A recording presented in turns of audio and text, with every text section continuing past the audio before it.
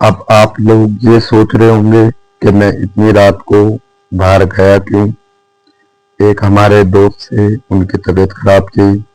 उन्होंने हमें कॉल करा कि भाई ऐसे ऐसे हमारी तबीयत खराब है, हमें ये वाले हॉस्पिटल ले चलो। हॉस्पिटल का नाम है गुरु गोविंद सिंह हॉस्पिटल।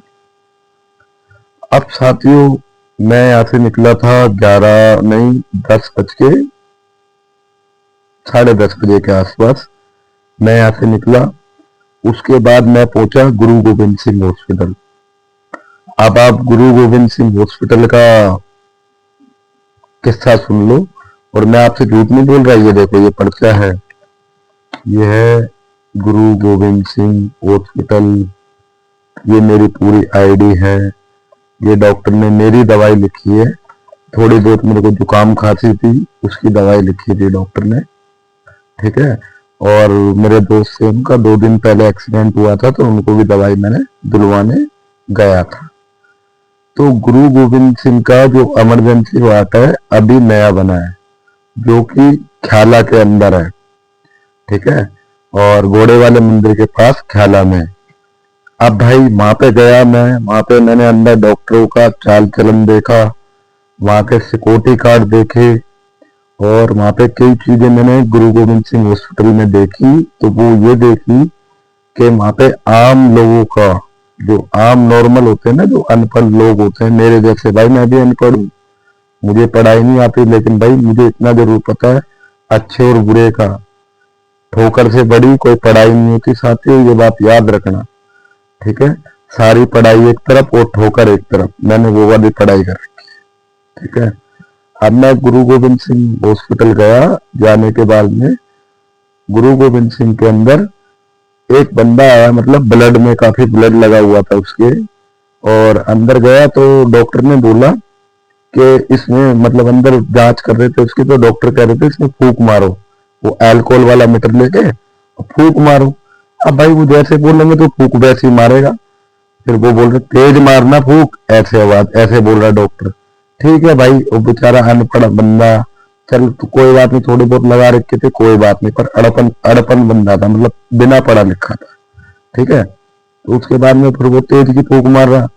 फिर भाई अल्कोहल नहीं आया होगा उसमें मीटर के अंदर। उसके बाद में फिर बोला तेरे को समझ में नहीं आती क्या है, ये वो उससे खूब गाली गलौज वो बंदा देने लग गया। सीसीटीवी भी अंदर ही है, और उसकी फोटो भी निकल जाएगी।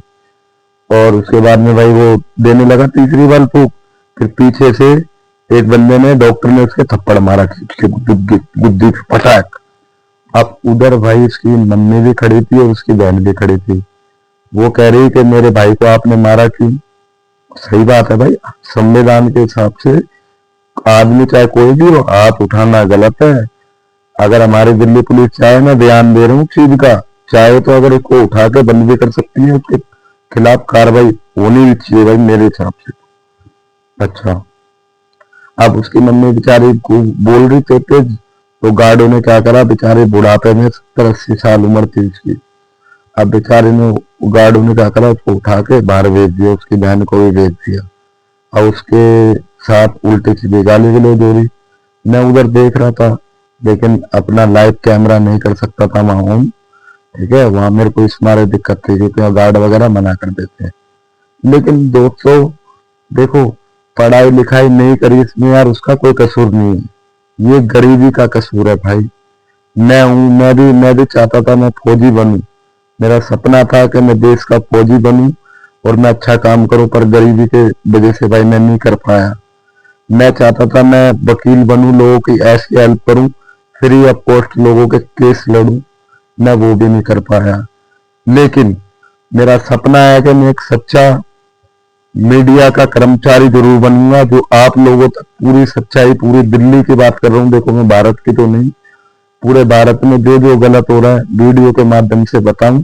और आप लोग मेरी हेल्प करो, मेरा साथ दो, मेरे चैनल को सब्सक्राइब करो, ताकि मैं अपनी बातों से, जो मैं देखता हूँ, जो मैं बोलता हूँ, उसको गौर करके उस पर रोक लगाऊं, ठीक है। तो ये काम साथियों करो। तो ये गलत है, कोई भी इंसान है, चाहे वो डॉक्टर हो, चाहे पुलिस हो, चाहे कोई भी हो, मारना गलत है जब तक सच्चाई का पता ना चले, संविधान के हिसाब से। अब उसको मारा, उसकी माता को, उसकी बहन को भी हॉस्पिटल से बाहर भेज दिया। ठंड का टाइम था, ठंड हो ही रही है, भी बारिश आई थी तो हवा की ठंड थी। फिर वो माता जी अंदर आके थोड़ा कुर्सी पे बैठ गई, फिर वो गार्ड में उठा के फिर बाहर भेज दिया। मैं अंदर बैठ के अपना पर्चा लेके हाथ में ये वाला और ऐसे करके मैं बैठता रहा, मैं सुनता सब कुछ रहा, लेकिन मैं बोला कुछ भी नहीं। ठीक है, उसके बाद में फिर बोला, फिर वहां पे गार्ड साहब कह रहे हैं हमने 12th कर रखी है, पूरा पेपर वगैरह दे रखे हैं, ऐसी थोड़ी हमारे को भर्ती कर लिया। ओ भाई तेरी ऐसी पढ़ाई लिखाई नहीं चाहिए गार्ड साहब हमें, जो बड़े बुजुर्ग का, आम गरीब आदमी का, आम जनता का तुम मान सम्मान ना करो, हमें नहीं चाहिए। ना डॉक्टरों का ऐसा मान सम्मान चाहिए, ना पुलिस का चाहिए। हमें चाहिए प्यार और एक इज्जत, आम आदमी को जो एक प्यार और इज्जत जो मिलनी चाहिए, हमें वो ही चाहिए। और ये वीडियो मैं इसलिए बना रहा हूँ क्योंकि मैं खुद भी भाई एक अनपढ़ हूँ और एक आम आदमी हूँ और गरीब हूँ भाई, अमीर नहीं हूँ। ना मैंने आज तक किसी का खाया, और आराम का 2 पैसा अगर मैं खाता भी हूँ ना किसी का, इधर खाता हूँ तो उधर तुरंत निकल जाता है। इसलिए भाई मैं ईमानदारी